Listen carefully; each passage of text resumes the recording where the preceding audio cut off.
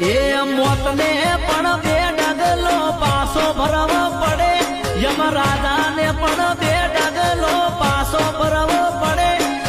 એમને ખબર પડે રોમા ધણીનો ભગત આવે. એ અરે દુશ્મન પણ બે ડગલો પાસો રે ભરે, ગાડીઓ જોઈને ફળ ફળ ફાફડે. એમને ખબર પડે